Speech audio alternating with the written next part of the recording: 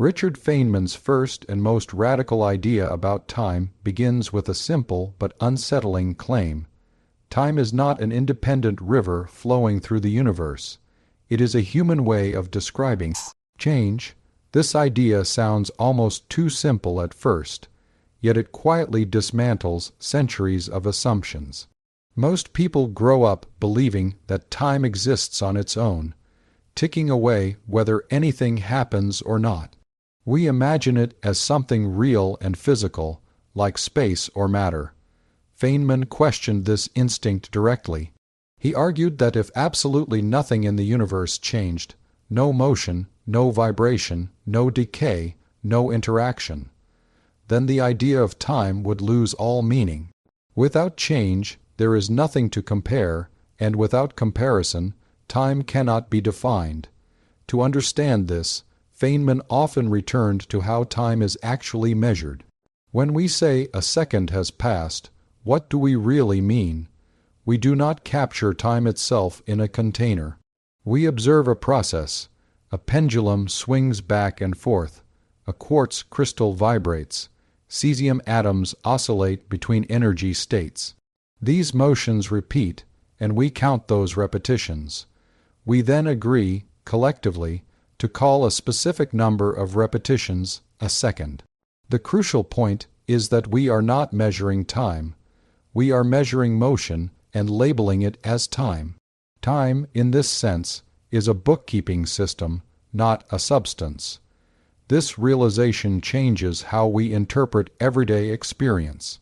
When someone says time is passing slowly or quickly, they are really commenting on the rate of change they are experiencing. In moments of boredom, when little changes around us, time feels slow. In moments of excitement, when many things change rapidly, time feels fast. The clock does not change its pace, but our perception of change does. Feynman saw this not as a psychological trick, but as evidence that time is deeply tied to processes, not to an invisible flow. Historically, this idea clashes with the classical picture introduced by Isaac Newton. Newton believed time was absolute, flowing uniformly throughout the universe, independent of anything happening within it. According to that view, time existed even if the universe were empty. Feynman respected Newton's genius, but pointed out that modern physics no longer supports this assumption. Experiments and theories show that time cannot be separated from physical events. It bends, stretches, and even slows down depending on motion and gravity. This alone suggests that time is not an independent background, but a property emerging from how matter and energy behave. Feynman's approach was always grounded in operational thinking. He believed that if you cannot explain how something is measured, you do not fully understand it. When applied to time, this principle becomes powerful. Every method we have for measuring time depends on physical change. Even the most accurate atomic clocks rely on transitions within atoms. If atoms somehow stopped changing, clocks would stop. Without clocks, the concept of time collapses. This is not just a technical limitation. It is a philosophical statement embedded in physics itself. Consider a universe frozen in perfect stillness. No particles move, no fields fluctuate, no light travels. In such a universe, asking how much time has passed becomes meaningless. There is no earlier or later because there is no difference between states. Feynman used this kind of reasoning to show that time does not exist independently of events. It is not a thing that causes change. It is a way to describe change after it happens. This perspective also reframes how we think about the past and future. The past is not a location in time that still exists somewhere behind us. It is a record of changes that have already occurred. Memories, photographs, fossils, and radiation left over from the early universe are all physical traces. They are present objects encoding information about earlier states. The future, by contrast, does not yet exist in the same physical way because its changes have not happened. Time, then, is not a line we travel along, but a sequence of states the universe moves through. Feynman was careful not to oversimplify. He did not claim time is an illusion or that it does not exist at all. Instead, he argued that time exists as a relationship between events. It is real in the same way distance is real. Distance does not exist without objects to be separated. Similarly, time does not exist without events to be ordered. We do not ask how far apart two empty points are if nothing occupies them. In the same way, asking how much time passes without any change is meaningless. This view becomes even more important when we look at modern physics. In relativity, time behaves differently depending on motion and gravity. A fast, moving clock runs slower than a stationary one. A clock closer to a massive object runs slower than one farther away. These effects are not errors or malfunctions. They are consequences of how space-time works. If time were an independent, universal flow, such differences would not occur. The fact that they do occur strongly supports Feynman's idea that time is not separate from physical processes. Feynman often emphasized that our language misleads us. We talk about time as if it were something that passes or flows, but these are metaphors borrowed from motion. Ironically, we describe time using the very concept it is meant to measure. This circularity hides the truth. Nothing called time is flowing. What is flowing are particles, energy, radiation, and information. Time is the label we attach to the order and rate of these flows. This insight also affects how we think about aging and decay. We say things age because time passes, but in reality, things age because physical and chemical processes occur. Cells divide, molecules break, entropy increases. Time does not cause these processes, it describes them. If the processes stopped, aging would stop, regardless of how much time we think should pass. This reverses a deeply ingrained intuition and places causality back where it belongs, in physical interactions, not in time itself. In cosmology, this idea becomes even more striking. The early universe is often described as a moment in time, the beginning of everything. But from Feynman's perspective, the beginning of time is really the beginning of change. When the universe was in a hot, dense, rapidly evolving state, change was extreme, and time as a measure became meaningful.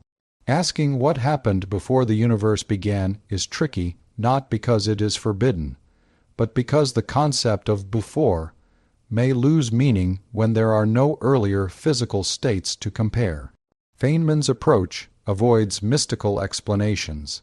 He did not appeal to hidden dimensions of time or metaphysical flows. Instead, he insisted on clarity. If time is defined by change, then understanding time means understanding the laws that govern change. This shifts the focus from abstract speculation to concrete physics. It encourages us to study motion, energy, entropy, and information rather than chasing an invisible entity. This way of thinking also explains why time feels so important in human life. Our bodies and minds are systems constantly changing. Memories accumulate, bodies grow and decay, experiences alter brain states. Because we are embedded in change, time feels fundamental. But this feeling does not mean time is a substance acting upon us. It means we are deeply aware of change because our survival depends on tracking it. Feynman's idea challenges the emotional weight we give to time. People fear running out of time, losing time, or wasting time. From his perspective, what we are really afraid of is losing opportunities for meaningful change. Time itself does not take anything away. Physical processes do. choices do, entropy does. Understanding this does not remove the emotional reality, but it grounds it in the physical world. At its core, this keynote teaches humility. It reminds us that some concepts we treat as fundamental may actually be derived. Time feels basic because it is woven into every experience, but physics suggests it emerges from deeper rules. Feynman did not claim to have the final answer, but he showed a path forward. Stop asking what time is in isolation and start asking how change happens and how we measure it. By reframing time as a description rather than a driver, Feynman gave us a cleaner, more honest picture of reality. The universe does not move because time pushes it forward. The universe changes according to physical laws, and we call that sequence of change time. This idea, once fully absorbed, quietly transforms how we see clocks, history, aging, and even our own lives. It does not make time disappear, but it places it exactly where it belongs, not as a master of the universe, but as a map we use to understand its motion. Richard Feynman's second keynote idea about time pushes the discussion deeper by shifting attention away from abstract philosophy and firmly into the working machinery of physics. For him, time could never be understood by sitting back and thinking about it in isolation. It had to be understood by watching what nature actually does. Motion, probability, and physical laws were the only honest guides. Any explanation of time that did not connect directly to how particles move, interact, and obey equations was, in his view, incomplete. Feynman believed that the universe does not consult a clock before deciding how to behave. Particles do not wait for time to pass before they move. They move according to forces and probabilities. Time appears in the equations of physics not as a commanding authority, but as a parameter that helps us track change. When a particle moves from one place to another, when energy transfers, when a wave oscillates, we use time to describe how quickly or slowly these processes occur. But the driving force is always the physical law, not time itself. In classical physics, motion is described using time as a variable. An object has a position at one moment and a different position at another. Velocity is change of position with respect to time. Acceleration is change of velocity with respect to time. This mathematical structure can make it seem as though time is doing something active. Feynman warned against this misunderstanding. Time in these equations is not pushing objects forward.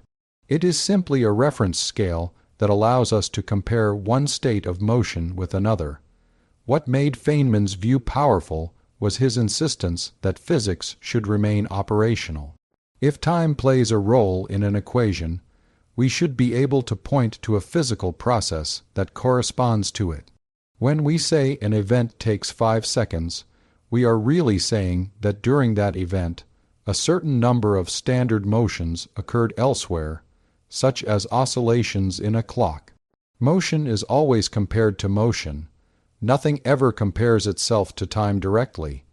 This becomes even clearer in quantum mechanics, where Feynman made some of his most important contributions. At the quantum level, particles do not behave like tiny billiard balls moving along clear paths. Instead, they are described by probabilities. A particle does not have a single definite path from one point to another. According to Feynman's formulation, it explores all possible paths. Each path contributes to the final outcome with a certain probability amplitude. In this picture, time does not act like a steady conveyor belt. Instead, it is part of the mathematical framework that allows probabilities to evolve.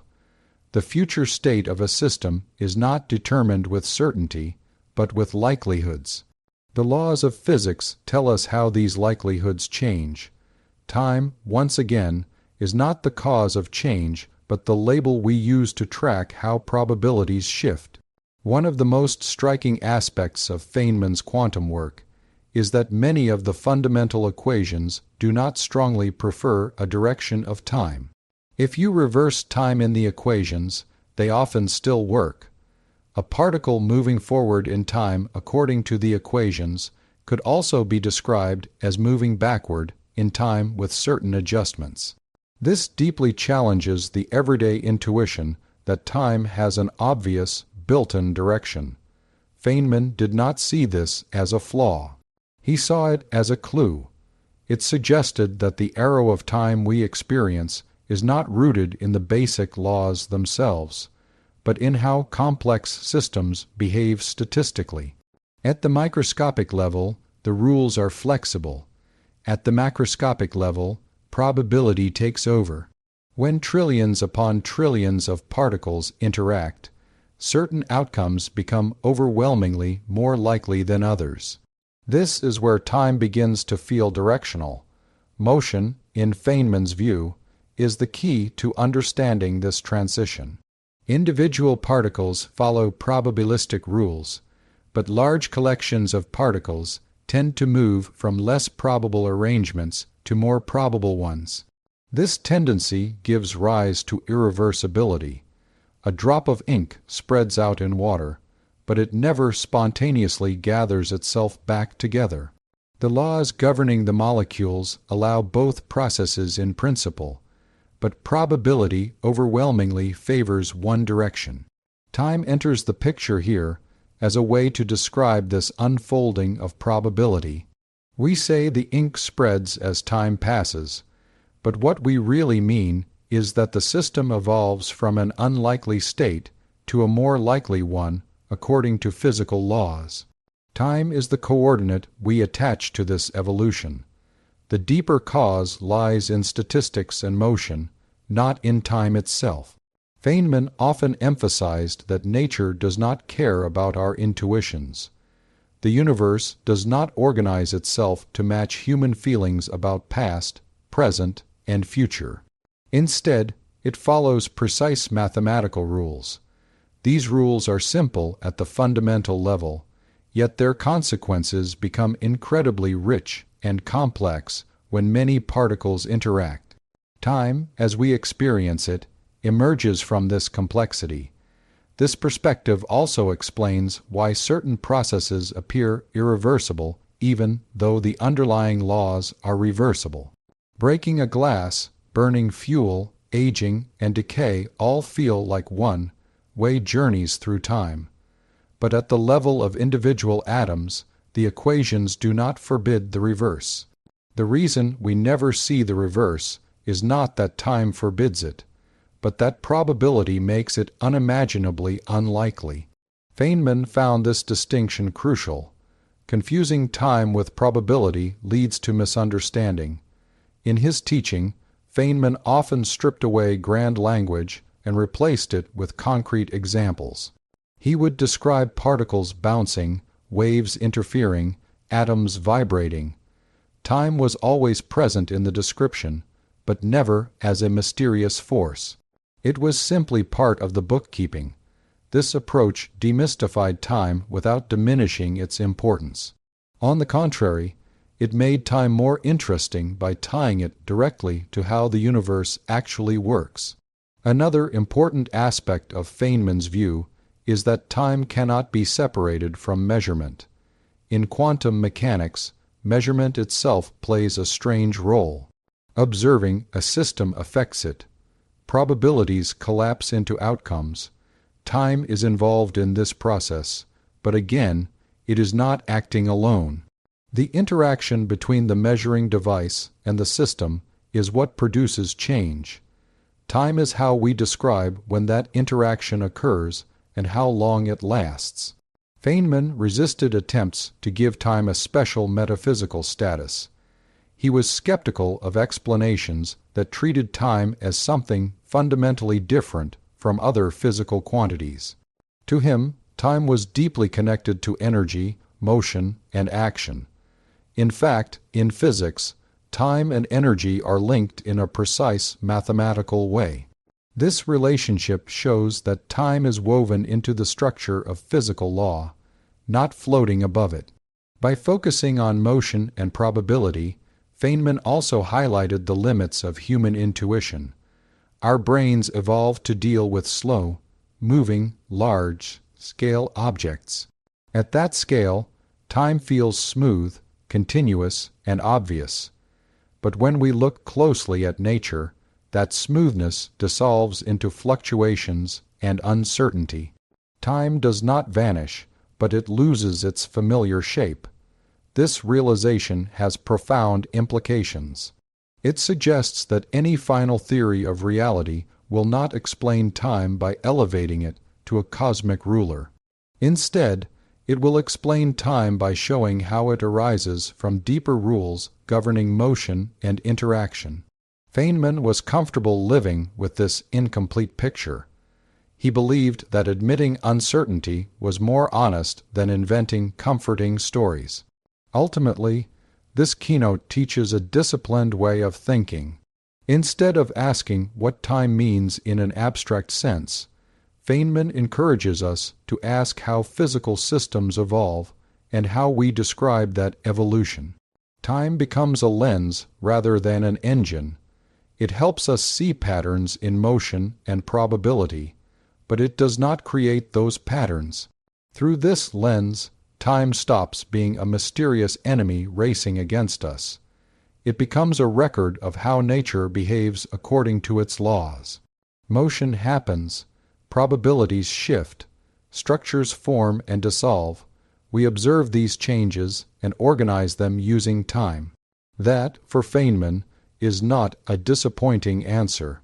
It is a powerful one, because it ties one of the most profound human experiences directly to the measurable, testable behavior of the universe itself. Richard Feynman's third keynote about time moves into territory where everyday intuition completely breaks down. Here, time is no longer the steady, universal rhythm people experience in daily life. At the quantum level, time behaves in ways that feel unfamiliar, indirect, and sometimes almost unreal. Feynman never claimed that time disappears in the quantum world, but he showed that it stops behaving like a simple, universal clock shared by everything in the universe. In ordinary life, time feels uniform. 1 second here feels the same as 1 second anywhere else. This intuition comes from our experience at low speeds and weak gravitational fields. Quantum physics, however, deals with scales where particles are incredibly small and energies can be extreme. In this realm, the neat separation between objects, motion, and time begins to blur. Feynman's work revealed that the rules governing tiny particles treat time very differently from how human intuition expects.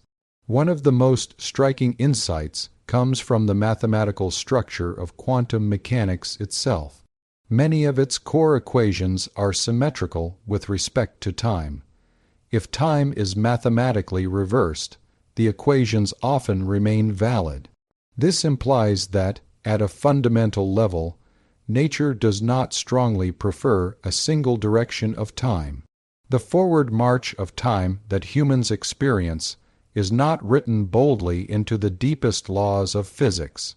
Instead, it seems to arise from something else. Feynman was deeply interested in this contrast.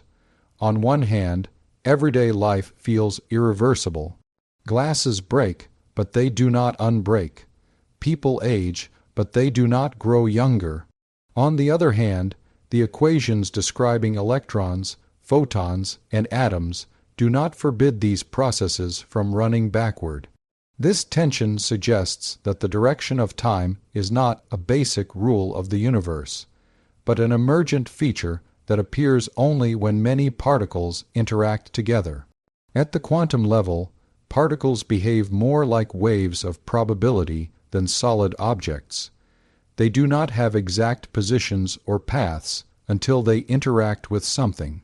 Instead, they exist in a range of possible states. Time in this context acts more like a parameter that tracks how these probabilities evolve. It does not dictate what must happen, it describes how likelihoods change. Feynman's path integral formulation makes this idea especially vivid. According to this approach, a particle traveling from one point to another does not choose a single path. It explores all possible paths simultaneously. Each path contributes to the final outcome, and the observed behavior emerges from the combination of all these possibilities. Time in this picture is not a single straight line. It is woven into countless potential histories that overlap and interfere with one another. This leads to a strange but powerful conclusion. At the quantum level, the distinction between past and future becomes less absolute. The equations allow particles to behave in ways that, from a classical perspective, look like influences traveling backward in time. Feynman was careful to explain that this does not mean particles literally send messages to the past. Rather, it shows that our classical intuition about time as a rigid sequence of events does not fully apply at microscopic scales. Another key aspect of quantum time is uncertainty. Just as there is uncertainty in position and momentum, there is a deep connection between time and energy. Short-lived states have uncertain energies, and precise energies correspond to long-lived states. This relationship is not a limitation of our instruments. It is built into the structure of reality. Time, therefore, cannot always be sharply defined at the quantum level. Events do not always happen at precise moments in the way we imagine. Feynman used this to challenge the idea that the universe runs like a perfectly synchronized clock. At small scales, nature is noisy and probabilistic. Processes happen with certain chances over intervals rather than at exact instants. Time becomes fuzzy, not because our measurements are poor, but because reality itself does not assign exact timestamps to every event. This fuzziness does not disappear when particles interact. Instead, it becomes hidden beneath layers of complexity. When enormous numbers of particles come together, their individual uncertainties average out. The result is the smooth, predictable flow of time we experience in everyday life. From Feynman's perspective, classical time is not fundamental. It is a large-scale approximation that emerges from quantum behavior. This insight helps explain why attempts to unify quantum mechanics with gravity are so challenging. Gravity, as described by general relativity, treats time as something flexible and geometric, shaped by mass and energy. Quantum mechanics treats time as a parameter governing probability evolution. These two pictures do not easily fit together. Feynman recognized this tension and saw it as a sign that our understanding of time is still incomplete. He resisted simple answers. Instead of claiming that time is an illusion or that it does not exist, he emphasized that time behaves differently in different contexts. At the quantum level, it loses the absolute authority it seems to have in daily life. It becomes intertwined with measurement, interaction, and uncertainty. Measurement plays a particularly strange role in quantum time. When a quantum system is measured, its range of possibilities collapses into a specific outcome. This collapse appears to happen at a particular moment, yet the theory itself does not clearly define when that moment occurs. Time here is tied to interaction, not to an independent ticking clock. The act of measurement creates a boundary between before and after, giving time a localized meaning. Feynman was honest about the mystery here. He did not pretend to know exactly how measurement works at the deepest level, but he was clear about what the mystery tells us. Time is not a simple, universal backdrop. It is deeply connected to how systems interact and exchange information. This connection to information is crucial. At the quantum level, information about a system is limited and fragile. Time becomes a way of tracking how information spreads, transforms, and sometimes disappears. The future is uncertain not because time hides it, but because the laws of physics allow multiple outcomes. Time is the stage on which uncertainty plays out, not the force that resolves it. Feynman's perspective also helps explain why quantum effects rarely feel like time travel in everyday life. Although the equations allow time, symmetric behavior, the sheer number of particles in macroscopic objects overwhelms these effects. Quantum coherence breaks down and classical order emerges. Time regains its familiar direction, not because the laws changed, but because probability became decisive. This view removes much of the mysticism surrounding time at small scales while preserving its wonder. Time is not a magical dimension where anything can happen. It is a concept shaped by the rules governing matter and energy. At the quantum level, those rules allow flexibility, symmetry, and uncertainty. At the human level, they produce stability, direction, and memory. By exploring time in the quantum world, Feynman revealed how deeply our everyday experience depends on scale. What feels absolute and obvious is, in fact, contingent and emergent. Time is real, but its character changes depending on how closely we look. The deeper we go, the less it resembles the simple ticking clock we carry in our pockets. This keynote ultimately teaches restraint. It warns against projecting human intuition onto realms where it does not belong. Time behaves strangely at the quantum level not because nature is confused, but because our expectations are. Feynman invited us to accept this strangeness without fear, to see it as evidence that reality is richer than common sense suggests. In this view, time is not broken or incomplete at the quantum level. It is simply different. It operates as a flexible parameter governing probabilities rather than as a rigid ruler marking moments. From this foundation, the familiar flow of time emerges not as a fundamental law, but as a collective effect of countless quantum interactions working together. Richard Feynman's fourth keynote about time focuses on a question that feels simple, but reaches deep into the foundations of physics and human experience. Why does time seem to move in only one direction? Why do we remember the past but not the future? And why do causes come before effects? Feynman approached this not as a mystery of time itself, but as a consequence of how the universe organizes events, information, and matter. In his view, the direction of time does not come from clocks, calendars, or some built-in cosmic arrow. It comes from cause and effect, shaped by probability and the growth of disorder. In everyday life, the direction of time feels obvious. You drop a glass, it shatters. You never see the pieces leap up and reassemble themselves into a perfect glass. You remember yesterday, not tomorrow. This way character of experience is so deeply ingrained that many people assume time itself must be responsible. Feynman challenged this assumption. He argued that time does not force events to happen in one direction.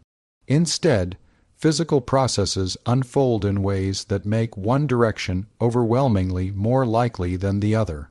At the heart of this idea lies the concept of cause and effect. Causes precede effects, not because time commands them to, but because the physical laws governing interactions work that way. When two particles collide, their future motion depends on their present state. The equations use current conditions to predict what happens next. They do not use future conditions to determine the present. This logical structure gives events an order. We label that order using time. Feynman emphasized that this ordering is closely tied to information. The past leaves records, the future does not. Footprints in sand, memories in brains, marks on paper, radiation traveling through space.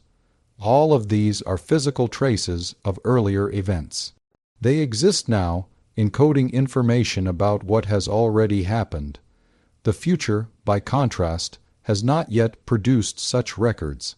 This asymmetry makes the past accessible and the future uncertain, reinforcing our sense of time's direction. Crucially, this is not because the laws of physics forbid future records. It is because creating records requires energy, structure, and order. Writing information, storing memory, or leaving traces all involve physical processes that increase overall disorder elsewhere.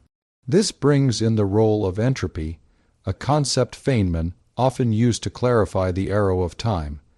Entropy is a measure of how many microscopic arrangements correspond to a macroscopic state. Highly ordered states are rare and specific. Disordered states are common and numerous. When systems evolve, they tend to move from less probable, more ordered arrangements to more probable, disordered ones. This tendency is statistical, not absolute. The laws of physics allow entropy to decrease locally, but the odds are astronomically against it happening on a large scale. Feynman stressed that entropy, not time itself, gives events their irreversible character. When a glass breaks, it shatters into many pieces because there are vastly more ways for the atoms to be arranged as broken shards than as a perfectly intact glass. The reverse process is not forbidden by physical law, but it is so improbable that it effectively never happens. We experience this statistical inevitability as the forward flow of time. This explains why cause and effect feel aligned with time. Causes are associated with lower entropy states, effects with higher entropy states. We prepare conditions, and outcomes follow. The preparation requires careful arrangement and energy. The outcome disperses energy and increases disorder. Time, in this sense, is a label for the direction in which entropy increases. Feynman was careful to point out that entropy does not require consciousness or intention. The universe does not choose to increase disorder. It simply follows probability. When many particles interact, certain outcomes dominate. The direction of time we experience is the direction in which the universe naturally evolves due to overwhelming statistical weight. This idea also explains why memory works the way it does. Memories are physical records stored in the brain. Creating and maintaining those records requires energy and increases entropy in the surrounding environment. You can remember yesterday because your brain formed stable patterns in response to past events. You cannot remember tomorrow because those patterns have not been formed yet. The asymmetry of memory is not psychological magic. It is thermodynamics. Feynman extended this reasoning to larger scales. The universe itself appears to have started in a state of extremely low entropy. Matter and energy were arranged in a highly ordered way. From that beginning, entropy has been increasing. Stars form, burn fuel, and spread energy into space. Galaxies evolve. Structures form and decay.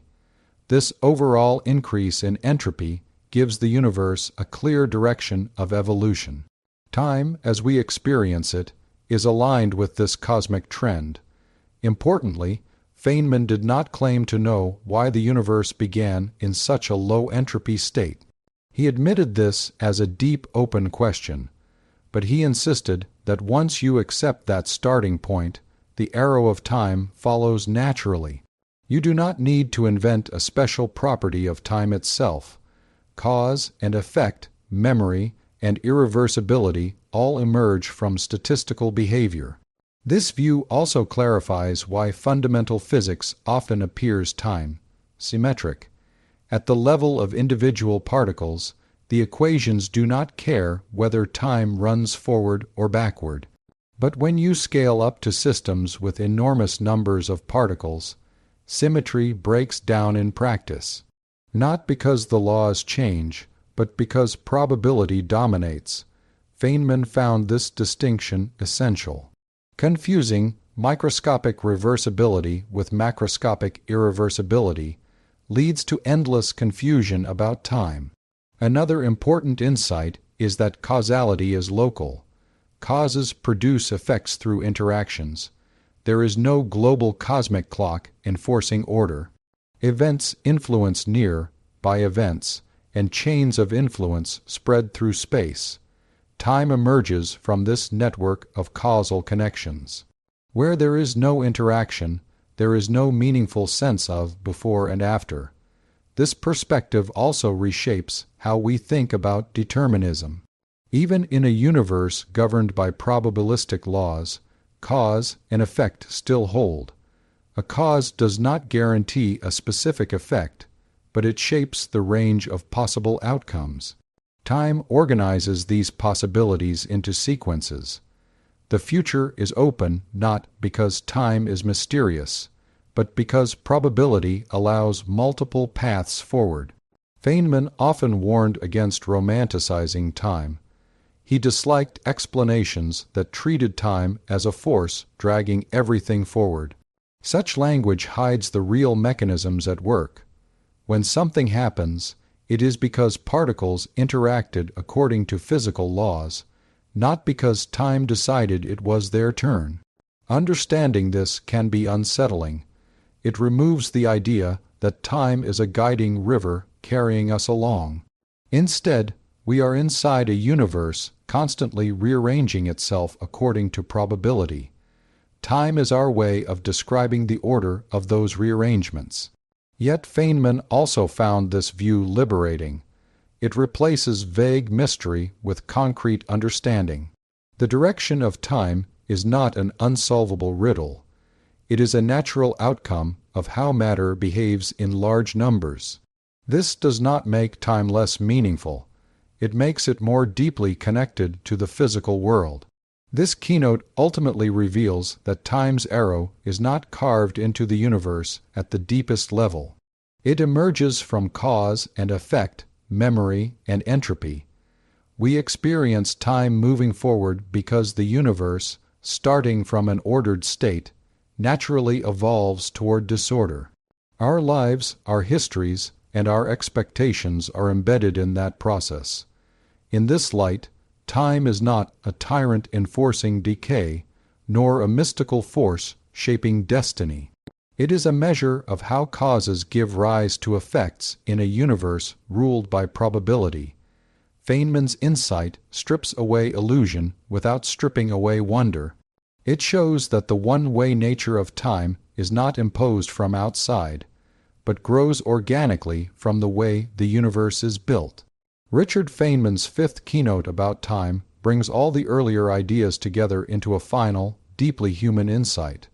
Truly understanding time requires humility, curiosity, and acceptance of uncertainty.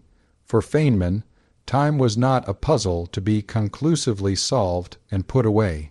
It was an invitation to think more clearly, to question assumptions, and to remain comfortable with not knowing everything.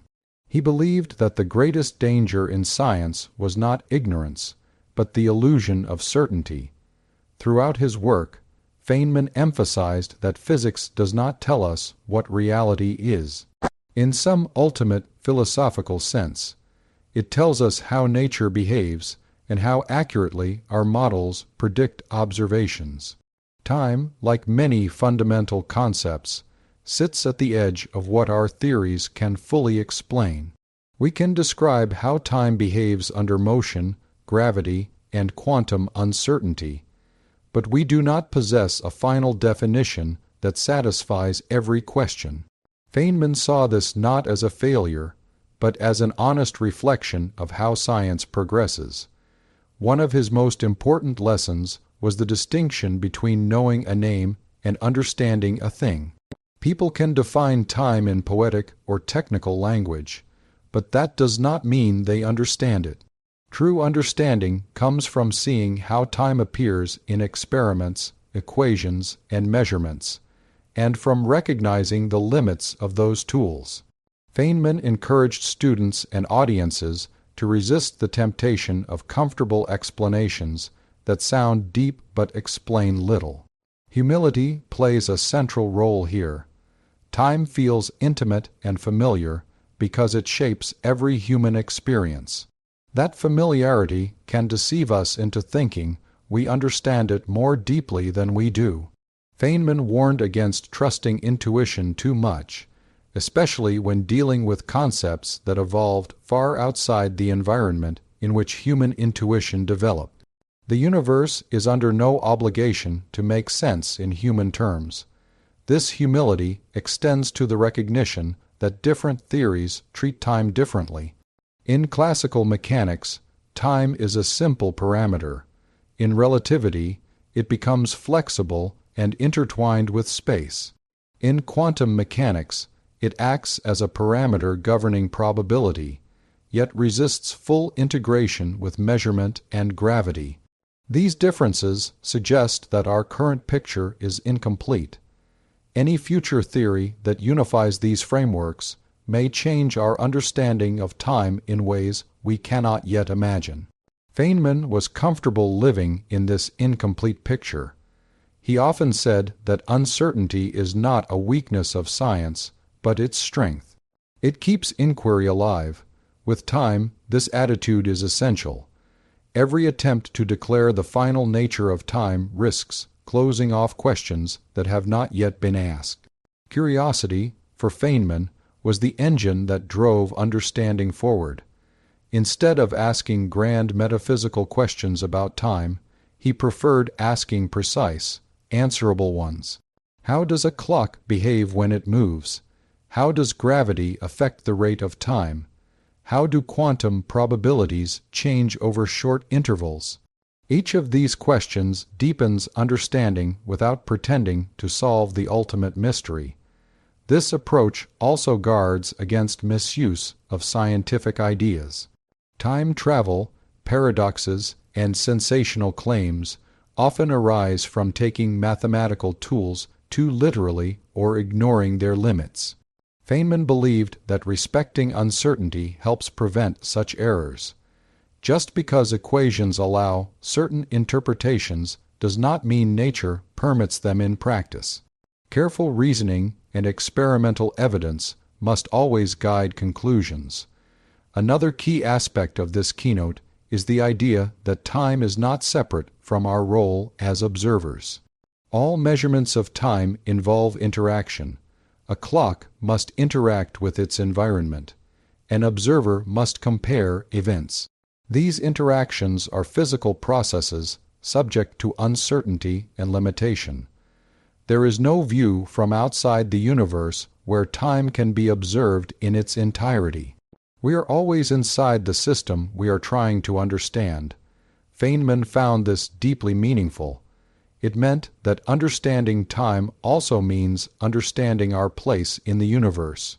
We are not detached spectators watching time flow past. We are participants in the processes that give time meaning. Our memories, measurements, and theories are all part of the same physical world they describe. This realization encourages intellectual honesty. When physicists say they do not fully understand time, they are not admitting defeat. They are acknowledging the complexity of reality. Feynman admired this honesty and practiced it himself. He openly admitted when something was confusing or unresolved. In his view, pretending to understand what we do not is far worse than admitting uncertainty. Acceptance of uncertainty also has a practical side. It allows theories to evolve. New experiments may reveal behaviors that challenge existing models. When that happens, clinging to rigid definitions of time can slow progress. Remaining flexible allows science to adapt and refine its understanding. Feynman's attitude toward time also reflects a broader philosophy of science. Science is not about collecting unquestionable truths.